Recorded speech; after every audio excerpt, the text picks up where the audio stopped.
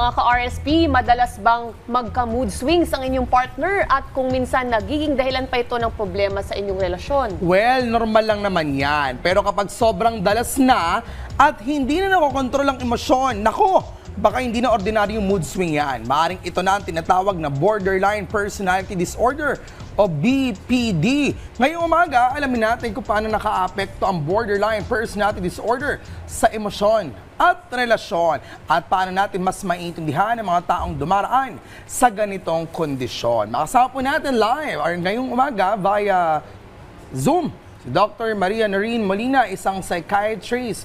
Doc, magandang umaga pong baka po dito sa Rise and Shine Pilipinas. This is Prof. Fee together with Eyes. Good morning, Doc. Rise and Shine.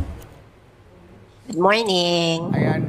Doc, ano po ba itong borderline personality disorder or BPD at paano ito naiiba sa mood swing? Paano naman po ito naiiba dun sa iba pang mga mental health conditions? Tell us more, Doc. Go ahead. Okay, yung borderline personality disorder or BPD, ito ay isang kondisyon kung saan sobrang intense or mabilis mag-shift yung emosyon ng isang tao. Madalas itong may kasamang takot na iwan or parang may abandonment issue parate. So madalas din itong may kasamang madalas din itong may impulsive actions at unstable relationships.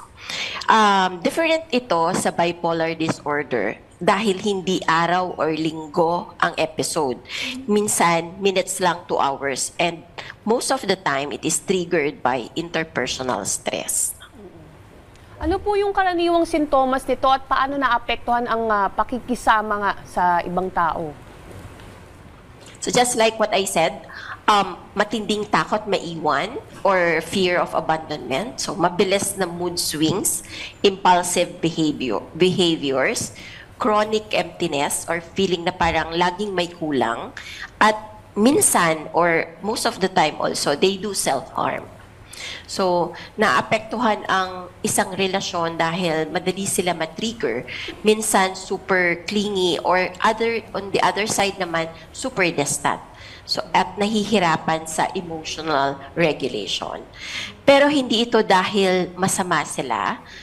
It is because nahihirapan silang i-handle yung emotions nila. Doc, gaano po karami yung may ganitong kondisyon at kanino po ito madalas na makita? Usually, around 1 to 2% ng population ang may bipolar personality disorder.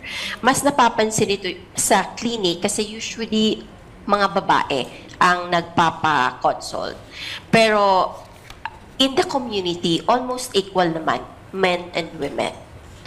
Doc, ano po ba yung cause ng BPD? Sa mga sanhi Usually, ito, paano it ito is, trigger? yes, it is nature and nurture. No? So in biology or genetic and environment. So it may be because we are born with it, or it can be because of trauma or chronic stress that a person experiences. Alright, Doc, kailan po dapat mag-seek ng professional help? Kasi minsan, syempre, pwedeng not only on the relationship but with other people, pwedeng maapektuhan. I think there could be available treatments or therapy for that, Doc, yung sa BPD. Tell us more. Kailangan ng mag-seek ng consultation if it affects the functioning of the individual. Pag hindi na laging nagkakaroon ng problema sa mga relasyon or naaapektuhan ng work, naaapektuhan na yung daily living, hindi niya na kayang mag-function. No? Yung mga available naman na treatment, professionally, there is psychotherapy. Minsan pinibigyan sila ng gamot, not because of the bipolar disorder, but or borderline rather, but because of the mood symptoms that comes with it. Kasi minsan, since emotional dysregulation yung problema nila, very prone sila sa mga mood problems like depression or bipolar. Ayun nga, Doc, kasi parang people would sometimes self-diagnose na you'll have this, you'll have that, really have to seek professional help. Pero Doc, you've mentioned some of the mental health stresses, disorders, or issues what really makes it different? Paano natin masasabi na, okay, when you're talking to that person, nagkwento siya about his relationship, madalas ba nadadiagnose siya for BPD, or what could be the other kinds of, let's say, disorder or illness ang pwedeng maranasan ng isang individual? Pwede rin kasing yung mga symptoms ng borderline personality disorder minsan overlaps with other disorder. That's why it's very important that they seek professional help kasi magkakaiba pa rin naman ang treatment. If it is borderline, if it is bipolar, if it is mainly mood disorder. Ang different actually ng borderline personality disorder, it is very persistent. It is usually, kumbaga, parang as the word implies, it is already the personality of the person. It becomes a disorder when it has already, parang nagkakaroon na ng difficulty in functioning. Naaapektuhan everything from interpersonal relationship to work, to family, and in all aspects of the life of the person. Doon na nagkakaroon ng problema. And Doc, paano naman po yung mga tao na kasama nitong patient? Paano nila pakikitunguhan yung ganitong klaseng, kunwari na-trigger siya? So, how are we gonna handle it?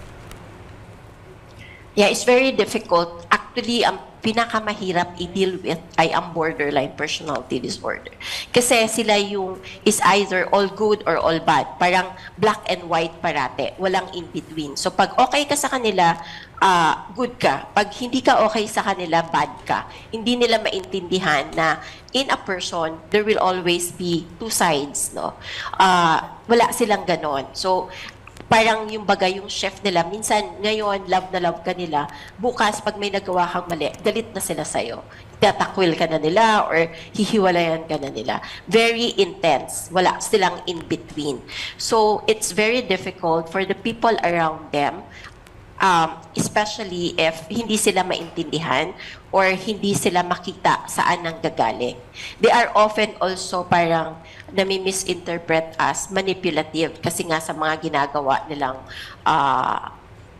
mga actions. No? So, kailangan talaga yung people around them are able to understand na ito, hindi to dahil gusto nung tao na i-manipulate ka, but because she has difficulty sa interpersonal regulation ng kanyang moods. No? So, yun yung kailangan maintindihan. Very difficult to deal with, but understanding why she or he is acting like that could be a start. Alright. Doc, also we have the fear on abandonment, paranoia. Nabanggitin natin ito sa mga symptoms. How is this, or how are these being handled? Kasi ang borderline, pag nagkakaroon ng abandonment issue, let's example, yung mag-asawa, nafe-feel nung wife na may borderline na parang distant na sa kanya. There will always be this extreme fear. Kaya kung ano-ano yung ginagawa nila. Minsan, ginagawa nila is they will hurt themselves just for the partner not to leave them. They will do some actions, extreme actions at that, na para wag lang silang iwan. So, yun yung mga ginagawa nila. How to deal with it is really to understand the cause, why he or she is acting like that. Alright, marami pong salamat. That was Doc Maria Noreen Molina. Thank you so much, Doc. Thank you, Doc. Thank you.